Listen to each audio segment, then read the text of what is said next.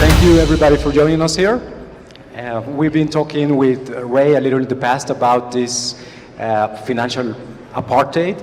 And I think that to get off to a start, maybe we should try to define what financial apartheid is and financial inclusion. Hey everybody, how you doing? So, first off, there was a bit of controversy in the beginning. Folks didn't want me using the term financial apartheid because they thought it was a little too rough. But that's exactly what it is. It is a nightmarish situation. Financial apartheid is the reason why some people are poor and some people are rich, meaning whole countries, whole regions can be kept in an impoverished state. Their money is not as good as our money here in the golden circle of Western finance. There's been quite a few books written with the premise that the West needs Africa to be poor. And we're taught to believe that we're living in a zero-sum game, that some of us have to be poor so some of us can be rich. So I'm going to spend a little bit of time right here blowing that lie out of the water because it's complete garbage. We can all be wealthy. We can all have things. That is the way humanity was created to be.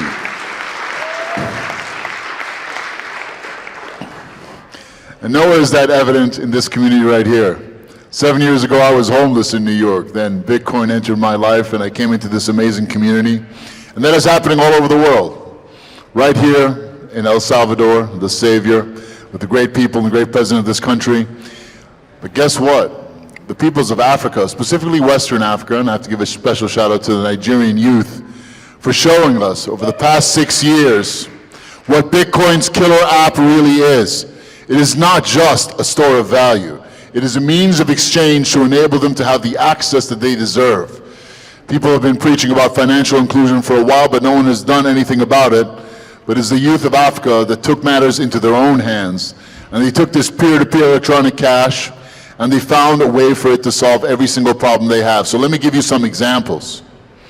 Right now, if you're a Nigerian citizen, and you've got money in the bank, you get a bank card, you think you have a Visa or MasterCard, it's all sorted. You can buy whatever you want off Amazon, all that stuff. Well, unfortunately, you're limited to $100 a month with that one card. Imagine if all the plastic in your wallet couldn't even buy you an Xbox, no matter how much money you had. There is plenty of wealth in Africa and the global South. People just can't use it.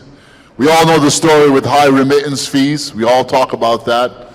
But high remittance fees are actually the best part of their life, because they can actually send money. But in other ways, they cannot send money at all. There is simply no way out. If you were born into that economy, your money is stuck there, and so are you. Thank you.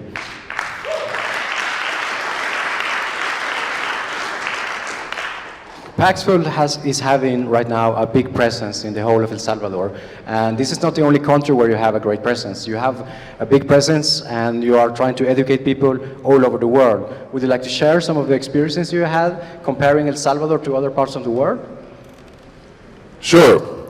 In 2019, we did a campus tour in Kenya and South Africa. And as much as we taught people, it was really us who were being taught. We were the students, especially me. So when you go there and you talk about Bitcoin and cryptocurrency in Africa, you'll see everyone's eyes kind of roll over. I was wondering, hey, what's going on? Why is everyone looking at me like that, right? And it turns out that if you talk to an African and have a really candid conversation, they have been scammed or know someone that has been scammed. Pretty much everyone. In some cryptocurrency involved scam, whether it's an MLM scam, crypto mining, whatever it might be. The Africans are the biggest victims of scams. And I have to explain to them, you know why these scams chose cryptocurrency because it's a superior form of payment. But then they're like, okay, but this guy's asking us to put our life savings into cryptocurrency. I remember what happened to my uncle's mom, whatever. She lost the entire farm, right, on one coin or whatever else. But it's when you talk to them about Bitcoin as a means of exchange, as a way they can access liquidity and opportunities outside of their economy, that's when their eyes really start to light up and they start to get curious. And when you start outlining the arbitrage opportunities available to them, then they really, really give you their attention. And that's exactly what we did. And I'll give you guys some examples. So, start with remittance. That was a conversation back in 2013. Bitcoin is going to revolutionize remittances. It really hasn't done that yet, but it's definitely starting to. So let me give you an example. If you are in Kenya, and if you are in Berlin and you want to send money back home to Kenya, like my friend who lives in Berlin, she was trying to send money home to her sister in Nairobi, you're going to pay Western Union 20%. Your sister's going to have to, go there the next day, go on a long, arduous journey, wait online to get her money. So what happened? I sent 100 euros worth of Bitcoin to her sister, not via bank transfer or cash, but straight to her M-Pesa wallet, which is the leading wallet in Kenya. And it happened within about 36 seconds. And guess how much I paid for it? I didn't pay 20%. I paid negative 4%, meaning there was actually a profit made. Her sister got 104 euros worth of Kenyan shillings to her M-Pesa. And all I did was sell some Bitcoin to a guy in Kenya for M-Pesa. He sent it over right away. It cleared instantly, and a profit was made. Now my friend in Berlin is doing that for all of the Kenyan immigrants over there. She started her own little business. When you outline these opportunities for people, that's when magic starts to happen. There's a young lady in Kenya who started her own little version of PayPal. There's a fellow in South Africa that started his own little version of Western Union for Nigerian workers living in South Africa. Every single use case can be solved with Bitcoin. All you need is a network of peers that is easily sourceable. Let's remember how this revolution began. Peer-to-peer electronic cash, first words of the Bitcoin white paper. All my company does is introduce you to a magical network of money friends that will share or let you borrow their bank accounts or any other financial instruments for collecting a payment or making a payment around the world. It is human beings sharing their financial access with each other, and it cannot be stopped. That's the beauty of peer-to-peer, because they can cut the head off any one movement, right? But they cannot stop an army of mosquitoes. This entire peer-to-peer revolution started with Craigslist, Airbnb, Uber, and now, why can't we share our financial access with people? That's exactly what we're doing, and once people figure that out, that's when the magic happens. And the comparison between your work in the rest of the world and El Salvador during this past month? El Salvador has been awesome. When I first heard the news in June, I got on a plane that same night, and I came over here, went straight to El Zonte, and I met the people that made this magic happen. And it just reinforced to me the power of boots on the ground, the power of community building. The people of El Zonte did not try to push Bitcoin down anyone's throat. It was just the community sharing their passion with members of the community because they thought it could enrich them and make their lives better. And that's exactly what happened. So I'm looking at a future where 3 years from now, El Salvador will be considered the Dubai or Switzerland of Latin America. And with the help of the government and this amazing community, can absolutely happen in that time or faster. But we must focus on education. Tonight we're going to have a private opening of our Bitcoin Educational Center here in San Salvador. And I invite people to come join us. The location is a secret, even to me, and actually I know, but... But yes, it's all about education, guys. It begins and starts with education. Okay, going back then to education. When you are out on the field, what are people's concerns regarding Bitcoin? It's always coming down to the basics, right? Like, if you talk to anyone about Bitcoin, it doesn't matter if they're in America, Africa, or whatever, they're going to see the price, $60,000. I can't afford that. And then you have to keep saying, hey, you can buy any fraction of Bitcoin. You can buy $10 of a Bitcoin. Here in El Salvador, the narrative is a bit different. They're like, oh, Bitcoin, Chivo, no, that's the Gestapo wallet. I don't want to touch it. But hey, again, we have to remind them, Chivo is not Bitcoin and Bitcoin is not Chivo. Bitcoin exists independently of Chivo. It's one of the wallets you can choose to use. But there are many other wallets. There's many other wallets here representing. There's the Paxful wallet, there's Strike, there's everything that you can use, Moon wallet, etc. So again, You can never repeat these simple, basic lessons too often. Thank you. Can you share more about this educational center? What's the purpose of that and the extension?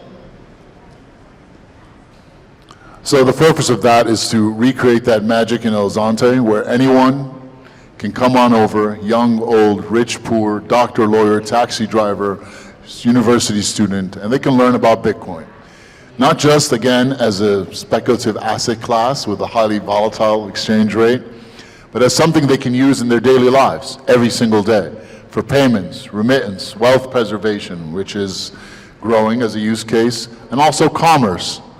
You know, we're talking to a lot of retail merchants here. We have an amazing team here on the ground, which I was privileged and honored by God to meet. And we're growing that team because merchants here are interested.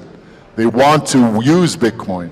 We met a merchant on the way, halfway from between here and El Zonte. His name was Miguel. He had a convenience store. And he has kept all the Bitcoin he has been collecting since September. He's done a 3x at least, which is cool. But there's even more use cases, guys, because Bitcoin is a great way to get money.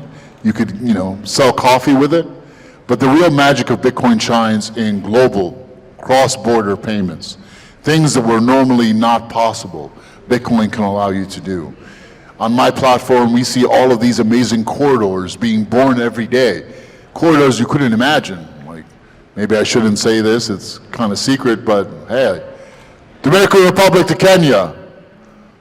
Anyone mining that gold mine there? It just started on Paxful. I'm not exactly sure what they're doing, but the beauty of free trade is that people will figure things out. They will find opportunities, and that free trade will create wealth. This is the path to a more prosperous world. This is the beauty of the honest money that is Bitcoin. Bitcoin is honest money. We call our company Paxful because Pax means peace in Latin.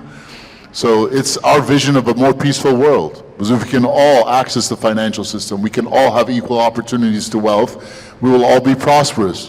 Why then should we fight? Thank you. You have been onboarding lots of merchants here in El Salvador, I understand. And any experiences you'd like to share about that? El Salvador especially. Well, the El Salvadorians are hustlers, right? They're always ready to go. They're ready to move, which is a beautiful thing. I wasn't expecting that in a small country like this, but I've been very pleasantly surprised. And it only reinforces the conversation, right? People here want to move forward. People here are ambitious. People here are not just going to settle for a life of laboring with their bodies. They want to build, and they see a great future for their country. And now that we have a young, effective government that can move forward unilaterally, I'm not afraid of that. This is a grand experiment, guys, and we're right here privileged to be at the very epicenter of it all, so we should take full advantage of that. Talk to these merchants. Whether it's a waiter, tip them in Bitcoin, talk to them, and invite them over to the Paxful Bitcoin Training Center. I promise you, it'll be a great gift. One of the questions that people raise when approach to Bitcoin, etc., is about the price, that sometimes it goes up, sometimes it goes down. Mostly it goes up, as we all know. But in El Salvador, the minimum salary is about $300. If you have $300 in the bank, and then if something happens, the price goes down, then you have $200 in the bank at the end of the month. How do you approach that concern? What do you tell people when you share this concern with you? Well, look, I'm not Warren Buffett. I don't go around telling people how to invest their money and what to hold it in. But I will tell people where they should invest their time.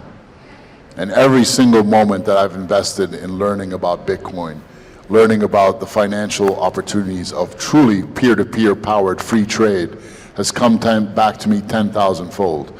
So again, it comes back to education. Educate yourself about Bitcoin, and there'll be a lot more in-person events here, if we have anything to do with it, where you might meet a person that will change your life, that will introduce you to idea. You might meet your co-founder. Like I met my co-founder at the Bitcoin Center in New York. This is real. So I can't tell people what percentage of money to keep in Bitcoin. I don't do that. But if you learn about how Bitcoin can solve real problems that you have, and more importantly, problems that your neighbor might have.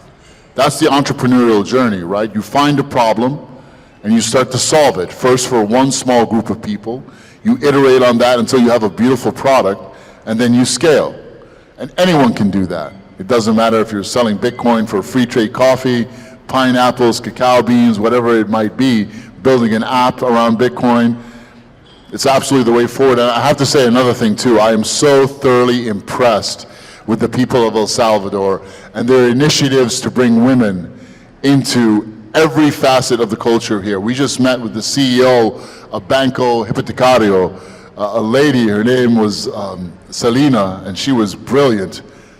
There are so many, the Chamber of Commerce employs 90% women here.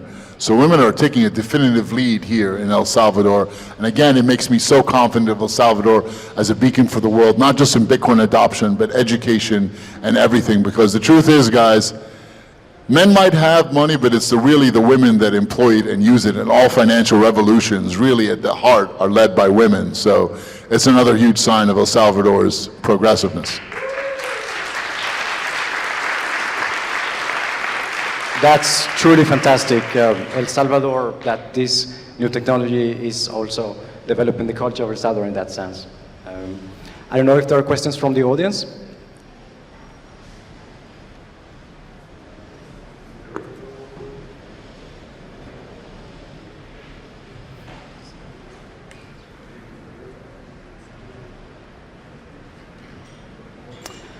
I'm going to say I love everything you just said.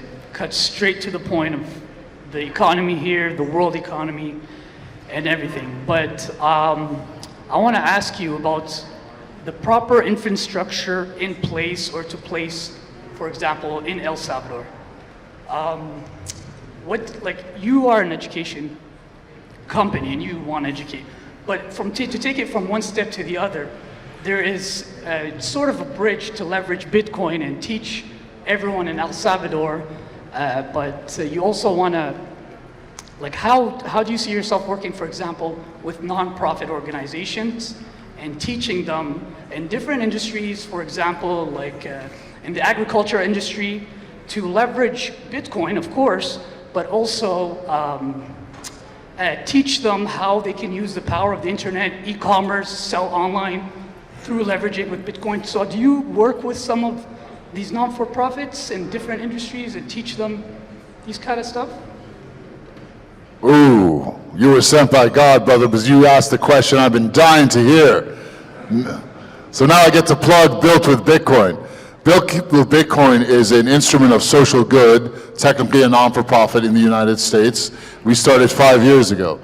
Our mission with Built with Bitcoin was to build 100 schools across the emerging world. I got the bug to build a school after I helped rebuild and open the first school in New Orleans after Hurricane Katrina with 5 Dominican nuns.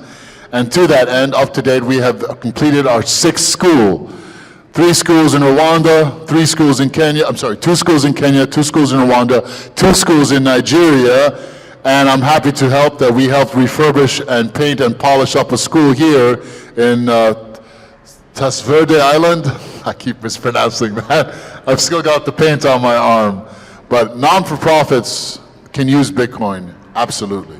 Built with Bitcoin is able to build schools in all these remote parts of the world because we leverage Bitcoin's ability to jump across borders and put people to work. And that's exactly what we did. We did not send US dollars via a wire transfer into Rwanda, Kenya, and Nigeria. We brought over Bitcoin, we turned it into local cash through peer-to-peer trades, and we put local laborers and community people to work building those schools. And every other non-for-profit can do the same thing.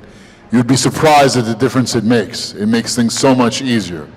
So everyone can do the same, and we've just started as well. Like, this is a very long journey to bring non-for-profits into this game in a way that truly makes a difference.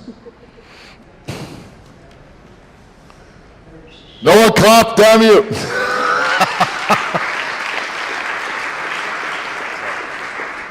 Thanks for that question, bro. Hi. What's up? I'm Erin. Hi, Erin. Nice to meet you. Yeah. I'm interested in Bitcoin as a pathway to peace. So what does this look like in sensitive areas around the world in terms of conflict mediation or conflict resolution? Ooh, conflict mediation and conflict resolution. Well, I grew up in New York in the 80s and 90s during the crack epidemic in Manhattan, Hell's Kitchen, so I know a little bit about that. Probably not as polished enough to answer that question, but I will say this. When you look at the idea of peace, peace is natural, right? You don't see babies fighting to kill each other. So why then are we living in a world of war? Honest question. Are humans warlike creatures? Are we savages at heart? That's the message that we're taught, right? We all came from monkeys. We like to battle each other. We're hairless primates on this ball of dust spinning at some ridiculous speed throughout the universe. I'm here to tell you that's all garbage. Human beings are a good creation. We are a peaceful creation. And everything having to do war with artificially imposed upon us by truly dark spiritual forces. And we have to understand the spiritual source of all of this. Because we're in a world of technology and money, yes, but ultimately everything is a spiritual battle. Now, without getting too druid-like here or too campy, I'm just going to leave it at that, but I will say this, that peace is the natural state of humanity, guys, and so is wealth and prosperity. Poverty, war are all artificially imposed on us. And to have war, to marshal whole nation states to fight and kill each other, to get a peaceful species to go to war and shed blood, take millions of lives, what can do that? You have to be able to create trillions of dollars of money just like that. That is the only way to truly have a war. Once you take that away, there's not going to be any more war. And Bitcoin is the first step. It is truly honest money. And honest money is the pathway to peace.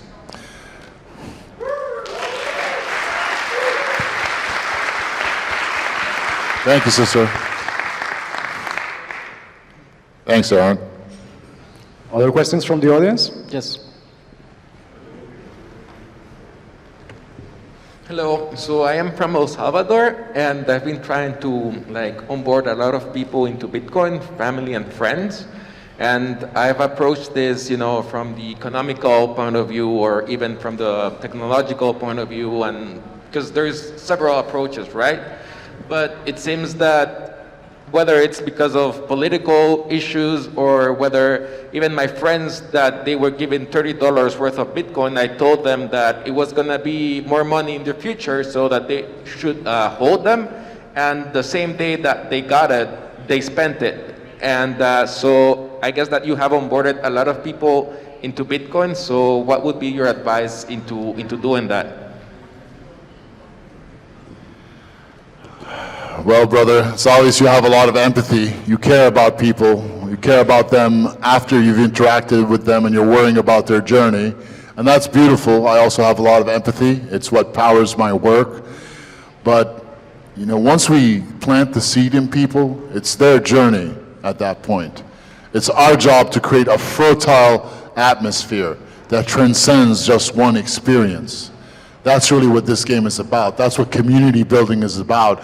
And you can never overstate those effects. Those effects stack up and they manifest in ways we can't imagine. Because the bad guys, they plot and plan all day, but God is the greatest planner of them all.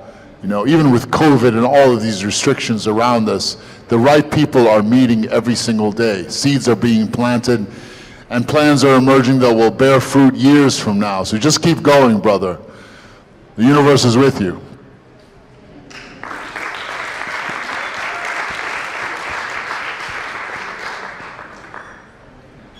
Tomorrow, we will all have the chance to go to El Sonte, and this is going to be important.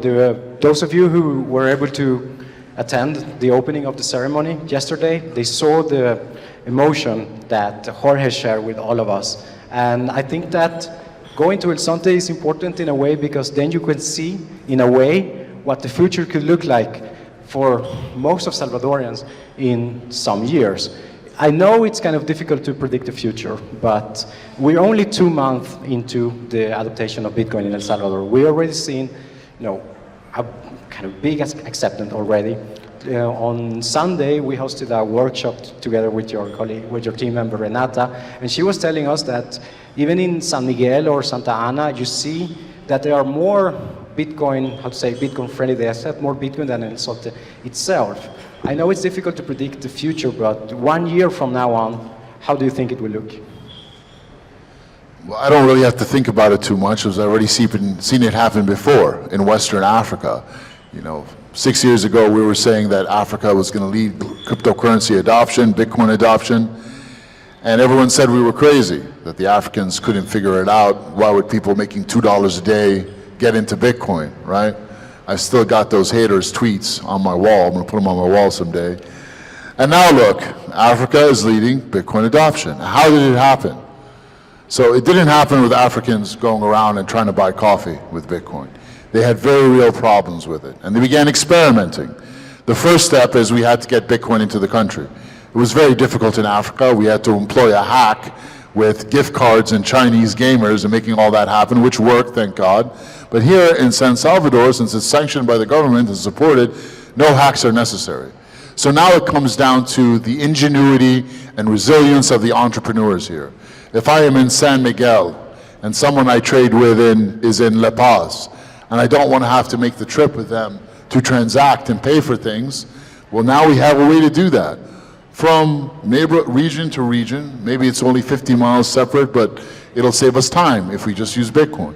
And then the same thing manifests if I want to access liquidity outside of San Salvador.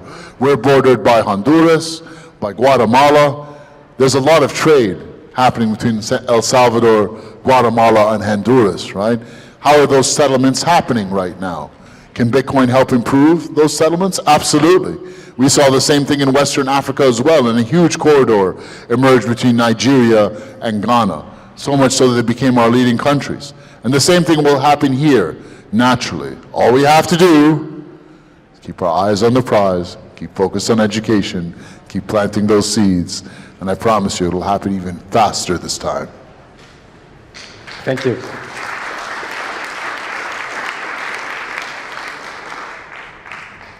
I think that El Salvador is going to be an important example for the rest of the world. I think that what happens here will show the way or not show the way for other countries.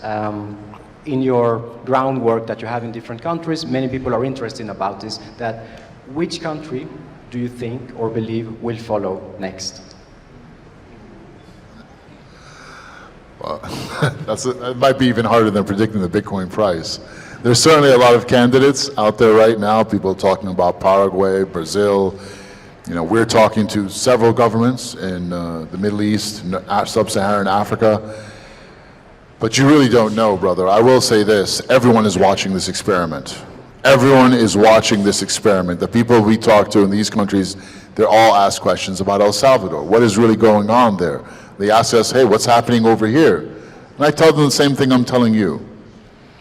That's why we're here, because we must ensure that this experiment is a grand success. There cannot be a middle ground here. It must be a resounding success. That's why we've contributed resources here. There's not profits to be made here for a very long time, but there is tremendous impact. So just keep going, guys. Everyone's watching.